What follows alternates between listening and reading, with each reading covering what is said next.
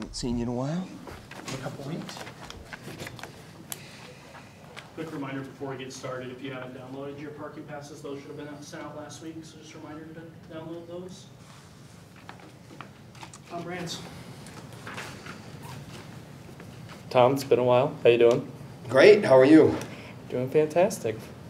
Well, I guess let's start with last week on Wednesday. The NCAA has that ruling. I guess just your thoughts on what the final kind of decision was from them. The questions that are being asked should be different.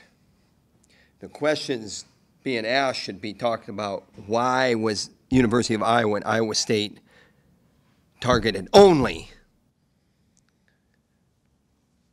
Leadership of the NCAA is on record as saying there is a nationwide campus epidemic with sports wagering, men's athletes, 56%. No one's asking the question, why was the Department of Justice in the state of Iowa targeting Iowa State University and the University of Iowa? No one has asked that question. And walk in the door last night in my home, and my wife, she says, and she's moving all the time, move. She says, hey, I see the guys that suspended for gambling, I see they get to compete in open tournaments. And I tell you what, I've been married for 23 years, and I'm like, that is not the point. And I say I've been married for 23 years because I had to really that's the most irrelevant conversation that I've ever had with my wife. And what I said to her is the question that should be asked isn't these superficial questions. Why the University of Iowa? Why Iowa State University? Why? Okay, so start there. Okay, now let's go to the NCAA leadership. All right, they are on record. There are epidemics on campuses, in their athletic departments, on sports wagering. It is a problem. So we have to modernize the penalty.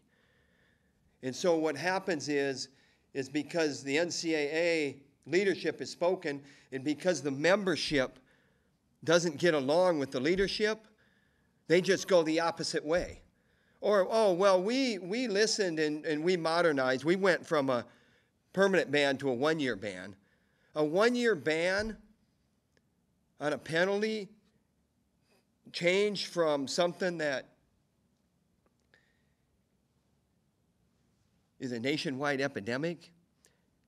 These guys, they didn't lie. They didn't cheat. They did nothing illegal. A 21-year-old can gamble. A 21-year-old is a junior in college. A one-year ban is a death sentence most of the time. So you ask me a question about how it goes. It's the wrong question. You're asking the wrong guy. No one is asking the right questions. No one. And are we afraid that if we roll through a stop sign, the Department of Justice is going to have somebody on our tail if we talk like this? You know what? It's time to bring attention to that it was Iowa State University and the University of Iowa, and it was targeted unfairly and maybe illegally. Maybe. And those questions aren't being asked, and you are to blame also. The people in this room are to blame because we want to talk about, these guys, yeah. You think Kobe Seabrook wants to wrestle in the Luther Open? Yeah, he wants to wrestle in the Luther Open when he's getting ready for the doggone Oregon State duel. It's not a consolation prize. It's not what it's about. It's about an injustice. These guys knew what they were doing is wrong. Well, why did you do it then? Because it's everywhere. Didn't even think about it. I am not absolving them of responsibility or accountability. I am not doing that. But what I am saying is you are asking the wrong questions to the wrong guy about sports wagering. Because Iowa State University and the University of Iowa were unfairly targeted. And I started to talk about the membership. All right, well, what's that got to do with anything? Well, the membership's at odds with the NCAA leadership. And so who's the membership? Well, who are these committees comprised of? They're comprised of ADs and presidents and compliance people and senior associate ADs and deputy directors and senior women administrators. That's what these committees are comprised of. And the thing is no one has been on record as saying, hey, wait a minute here. This was University of Iowa and Iowa State University only. Only. And by the way, our leadership is on record as saying, President Baker, we have a problem. We have to modernize. But no, they don't say that. Because it's gridlock politics. And so we're going to make it difficult. I wonder if we would be in a better place if the NCAA leadership would have said, hey, we don't have a problem. We don't need to modernize. What would those appellate hearings, would they come back to go against for more, just to, to fight the constituency? And that's what they're doing. They're fighting amongst themselves. It's gridlock politics. So what's my point? Well, you control what you can control. You go forward. But it has to be said. There has to be someone talking straight and going to the defense in the core question that isn't being asked. And that athletic director that is on that committee that's making that decision doesn't happen to my campus. Doesn't happen to my campus. The NCAA leadership is on record as saying 56% of athletes gamble in athletic departments across the country. 56%. They're not dumb people. They're not dumb. And those committee members, man, they're sitting there. They're going, not me, not a problem at my place. Not me, man. Ames, Iowa, Iowa City, Iowa.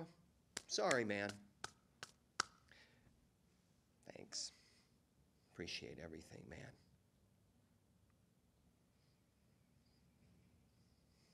What other questions you got? Let's talk about Oregon State. Well, we have Ayala listed. We have 133, Teskey. Jace Rhodes listed. We have Rio Woods. We have 149, Voinovich. We'll be sending some guys to Lindenwood Open. It's important that we compete. Rachi will be going. That's why after 149, he's another 49-pounder that's in the mix. 57, Franek. 65, Caliendo. 74. It's not the guy in the poster. It's not going to be the guy in the poster. It's going to be either Gabe Arnold or Aiden Riggins. 84, Brendan Swafford.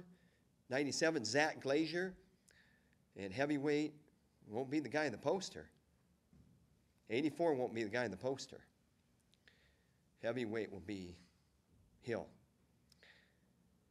And we're fired up to get in front of our fans in Carver Hawkeye Arena. It's our home opener. And it's noon Sunday. And we're sold out. We're sold out. What's Brendan Swafford done did to really improve here in the last year that you really like? Well, he's a journeyman. He's been here. He transferred here. He wanted to wrestle Division I. He's a Hawkeye. He's in the twilight of his academic career. He doesn't have to be here this year, and he is here, and he's sitting right behind you, and he can answer those questions as well. But all those things are great characteristics and someone that you want in your wrestling room, making you better, making the people around you better.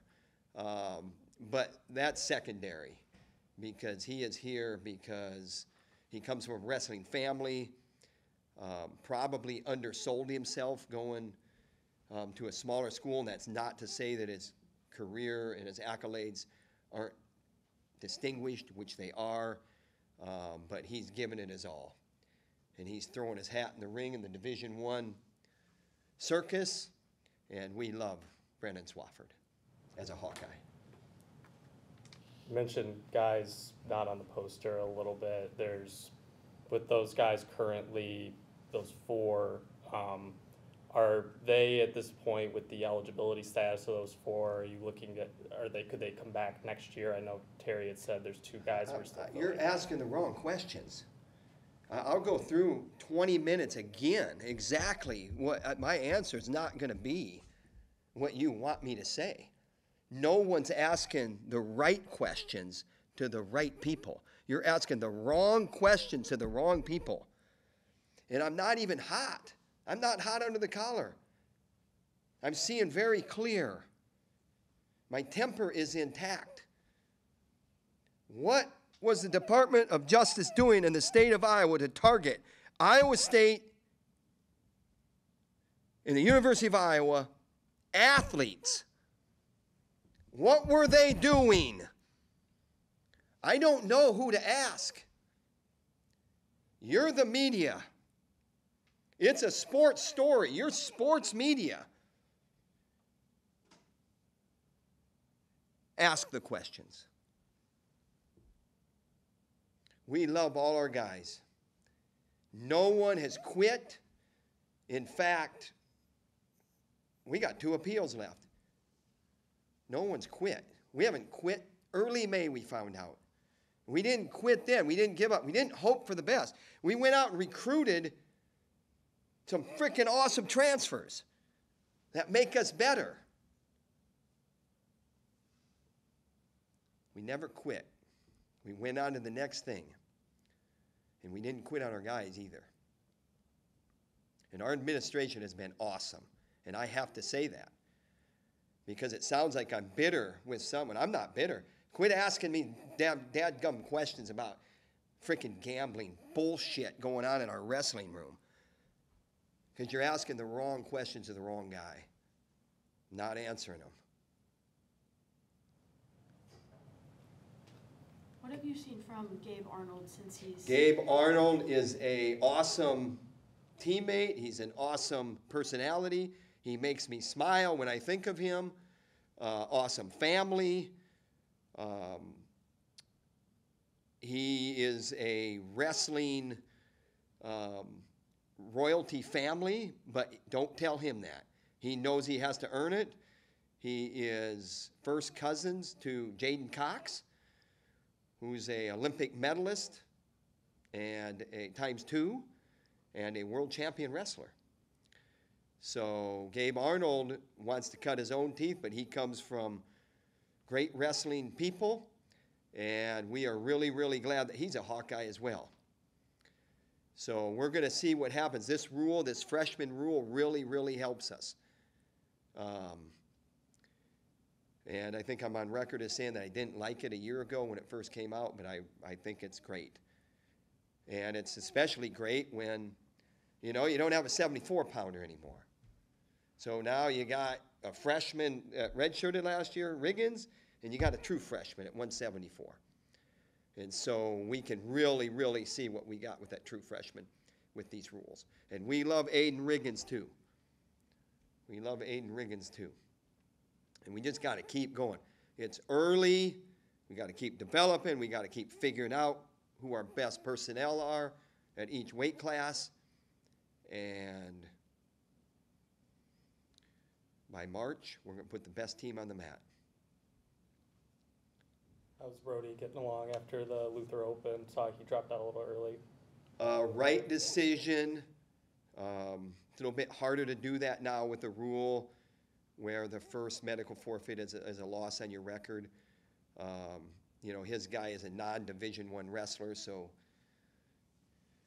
we'll see how that affects him. It shouldn't affect him bad, but you do the right thing anyway. Whatever the rule says, you do the right thing by, what your future looks like, what you're coming up with on your schedule, and, his personal path as well.